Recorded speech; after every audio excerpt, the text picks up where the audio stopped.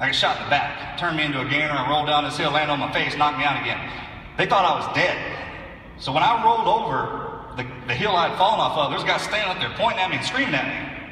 And then two guys with AKs on my right flank just started laying lead on me. Well, nothing worked for my chest down. So I just threw my weapon in the crease of my elbow and started pulling myself up the hills. And I would toss myself off the backside of them. That's how I was faster than they were.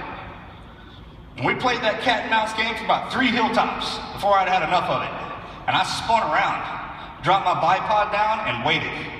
And that spotter, he was chasing me hilltop for hilltop. I let him walk right into me. Into this stage. I shot him right in the teeth. And then the other 2 guys, their high ground turned into my level ground. And I had a frag left. I let him walk up on top of me, and I dumped that frag on. That was it. Well, I was in bad shape, man. I was dying. I knew it. I just couldn't lay down there and die like some punk. So I grabbed a rock, and I reached out as far as I could in front of me, and I drew a line in the dirt. This old Billy talking to me kind of deal. I was like, I'm going to crawl to that till my feet hit it. And if I'm still alive, I'm going to do it again. So that's what I did. I'd draw a line, crawl to it, fall down a hill, crawl up another hill, I'd draw another line. I did that for 7 miles, and I found a waterfall. I write this down, this doesn't work. I tried to slide down into it, and I just took off, and I rotated, and took flight, landed in the river. My head hit the riverbank, and my knees hit me in the face and knocked me out again, split my head open. I came to, I was laying over the backside of this dirt mound, and all I wanted was some water. That's it. I'm getting thirsty just talking about it. I was all right with dying.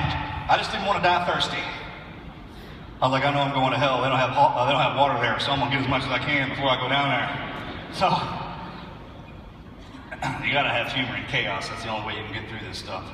I got 2 sips out of that waterfall before I heard somebody screaming at me over my left shoulder.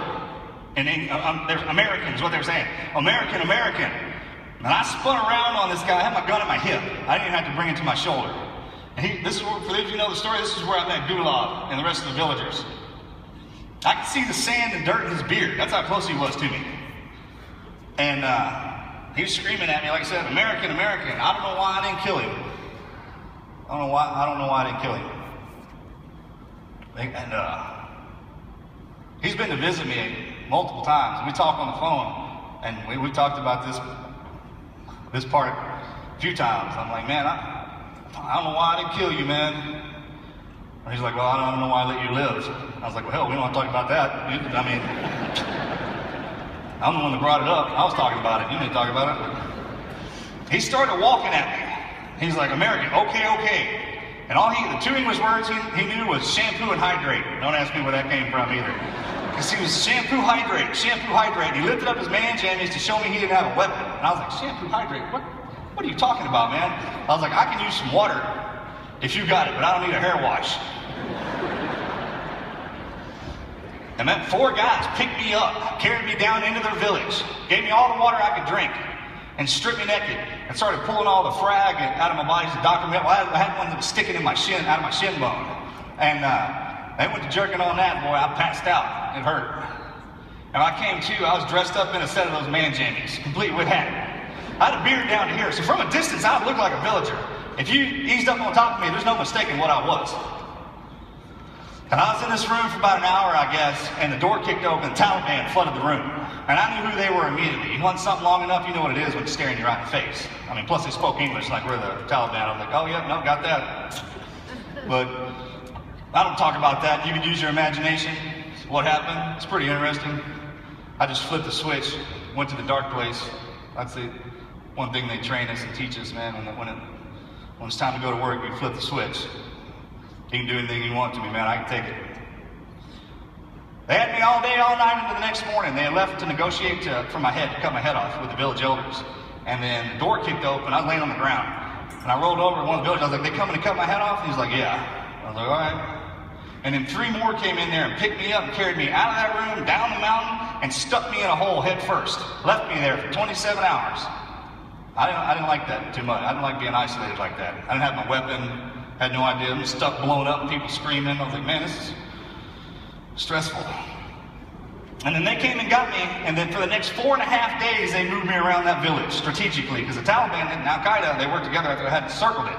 I'd be in a room somewhere, and the wall would blow up, or a bullet would zip through the wall. Those villagers come in there and pick me up and carry me somewhere else. It took me about 2 days to figure out what was going on. That they were willing to sacrifice everybody in the village to keep me alive because they said they would. It's an honor code. And I grew up, man, I thought I knew what honor was, integrity, an honorable man. Basically, all we have as men is your word. You give your word, you keep it. You don't give your word, you're no man. Period. And no more kids need to die. No more women need to get beat up because I'm out here. Put me on the doorstep and shut the door. He's like, no, we said we'd keep you alive. We're going to do it. I couldn't believe it. I learned so much about myself then, and I actually apologize. I never say I'm sorry because I don't do things I don't mean to do. I don't say anything I don't mean to say. But I was in a room with 3 or 4 guys. A big storm had hit. And the way it worked is, I told you what I am. I'm a gunfighter. When the towers fell, I was somewhere. This lady was passing out pictures of her daughter. She died in the Twin Towers. She was handing them out to some Marines. I wasn't in uniform. She had no idea what I was. But all she said to me was, make this right. And I still have the picture. It's barely legible, but I still have it. And on the back of it, I wrote, no mercy. And I laminated. I would keep it in my chest pocket on all my deployments. And before any operation, when I was jocked up, face painted up, all sadistic, I'd sit on the edge of my bed and stare at her and imagine her dying. Because I have a real problem with people who are women. Real problem. I go out of my way to kill you if I see that. So, it's just my thing. I don't know what it is. But I would just imagine her in pain. And good Lord, man, I'd worked myself into such a rage that when I went out there, when I put a bullet into you, that was the nicest thing I did to you. You need to pray to God I didn't get my hands on you. Because I just didn't care. And when they had me, and all that was going down, I was like, hey man, I'm sorry. I'm sorry for some of the stuff I did out here because I didn't really care about anybody out of here. You're all bad to me. Matter of fact, if you take anything away from what I said up here today, I've been through in my life a lot of stuff. It's kind of a blessing and a curse being part of Operation Red Wing, because this is one operation I did in hundreds. A lot of them were worse than Red Wing, just not as many people died. Was that, man, don't ever make the mistake of misjudging somebody when you first meet them just because of the way they look. Because that color, religion, creed, that doesn't mean anything. You're either a man or you're not. You're either a woman or you're not. Respect, and it's funny because people meet people and you hear people like, oh, he didn't respect, he showed me some respect. I don't show you anything, man. It's called human decency when I first meet you. But if you want my respect, you're going to have to earn it. I don't hand it out. And when I was in there, I was like, man, I can't believe you're doing this, man. That's the ultimate test of honor, just to die because you said you would. Army found me that night on that 5th day. They moved me down to a riverbed. And they were carrying me up the side of this ravine. I heard my name in English. They had me draped up like this. I lifted my head up. These 2 Army Rangers came around this rock embankment. I remember that guy grabbed me. I never hugged a man like that. I was like, get in here, boy. He's probably like a Navy guy. Woo. Get off me. I was like, come on, let's get weird. And don't think in about 3 minutes that the jokes didn't start flying for me having to get rescued by the Army. I was like, come on, let me have it. Because I've had my butt rescued more times by the Marine Corps and the Army than I can even count. It's one team, one fight. You hear us military guys joking back and forth and jabbing at each other, that builds camaraderie. That's what that is. Don't be a civilian to try and do that. It ain't gonna work out well for you. But with us, it's kind of a ultimate test of one's loyalty is dying for each other. And the first time one of our guys jumped on a grenade and got killed just to save the rest of us is when I saw how far you could take friendship, the brotherhood. It was amazing. And then later that night, the Air Force came in and had to rescue all of us. So it was a big deal. Air Force guys, we love y'all. And then we dumped outside the mountain. They took me to Bagram Air Force Base, and when I was in the hospital getting doctored up, that's when I found out about the helicopter crash.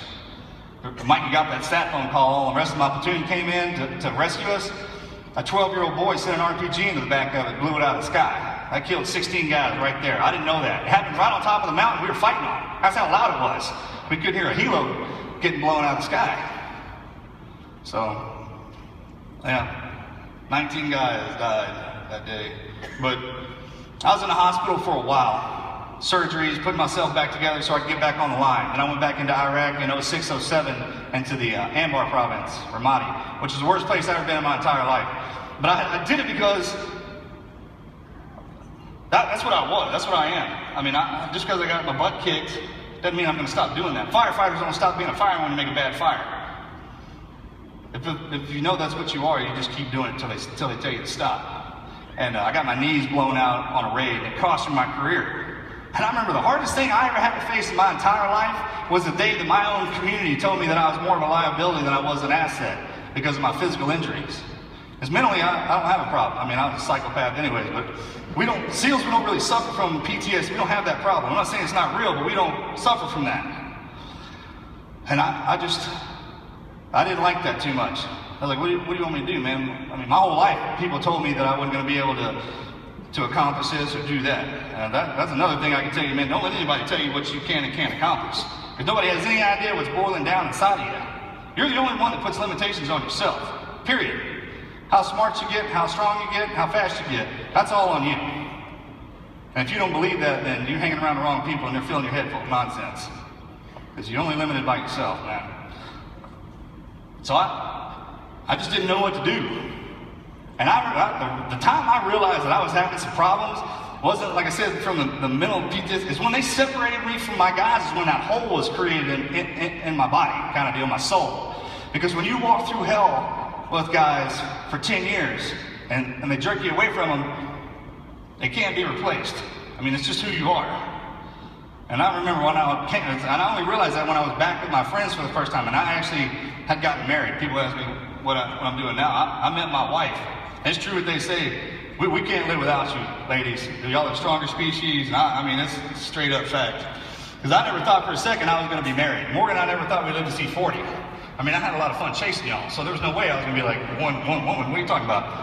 But when I met my wife, it was on a blind date, actually. And I saw her. She lifted her head up and smiled at me, and everything shifted, man. I was like, what's that pain? What is that? What? And then I asked her to marry me that night. And I married her shortly after that. We've been married 5 years. Been in 2 arguments. Both of them were my fault. Pretty quick learner. So, yeah. And I have my son, Axe, and I'm raising him to be a man. He's a piece of cake. These days, you can be a man, you want to bust your ass kind of deal. My daughter, Adelaide, she's 2. I don't have any idea what to do with her. Because, like I said, I've never raised my voice to a woman. I tell her to do something, she's like, no. And I'm like, oh, what? Honey, you gotta get in here and fucking, excuse my language, I'm sorry, that slipped out. But it's a lot of fun. I mean, I've talked to people and they're like, oh, you're a SEAL, man, you're going to be a great dad and a great husband. I'm like, what book did you read? I don't mean nothing. I mean, I just try the best I can at it. And it's a lot of fun. I mean, my son levels me about once a day with some reality. It's amazing what they can come up with at that age. Today's his birthday, actually. He's turning 4, so